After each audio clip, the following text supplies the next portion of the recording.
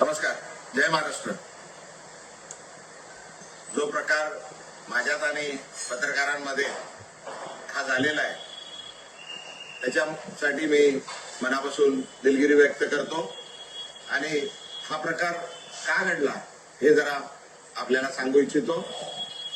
ज्या दिवसापासून मी शिवसेनेत प्रवेश केलाय त्या दिवसापासून एकदम वाईट शब्दात आणि शिवागाळ करून मला जे अपमान करत होते तरी पण मी सर्व अपमान सहन केले. तरी सुद्धा आज सकाळी परत पत्रकार मित्र आले होते. मी त्यांना हात जोडून विनंती केली का बाबा याबद्दल आपण कुठलाही मला विचारू नका. जे मला काय बोलायचं होतं ते मी सर्व बोलून झालेलं आहे. आता कृपा करून काय बोलू नका. मी हात जोडून त्याला विनंती केली. वारंवार मी सांगत आलेलो आहे का बाबा हे सर्व प्रकार हा माझा आहे.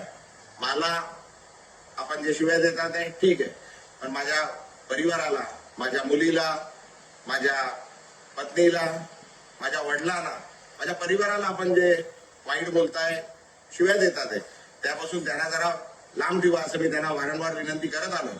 तरी सुद्धा आज सकाळी पण पुन्हा एकदा माझ्या पत्नीबद्दल, माझ्या वडिलांबद्दल वाईट शब्द, वाईट गोष्टी सांगण्यात आल्या, खोट्या गोष्टी सांगण्यात आल्या आणि तरी ते पत्रकार त्याच गोष्टी परत विचार न करता आल्या.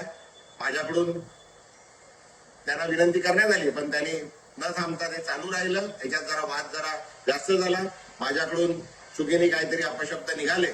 मी त्याकरता पुन्हा एकदा त्या पत्रकारांची आणि पूर्ण पत्रकार समूहाची मनापासून दिलगिरी व्यक्त करतो आणि हे का होतंय हे मी आपल्याला सांगितलंय.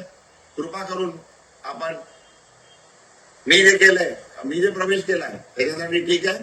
माझ्या परिवाराला, माझ्या मुलीला, माझ्या परिवाराला, माझ्या पत्नीला, माझ्या वडिलांना जे हयात नाहीये, माझ्या आईला आणि माझ्या पूर्ण परिवाराला याच्यापासून जरा लांब ठेवा अशी आपल्याला विनंती करतो. धन्यवाद. जय हिंद. जय महाराष्ट्र.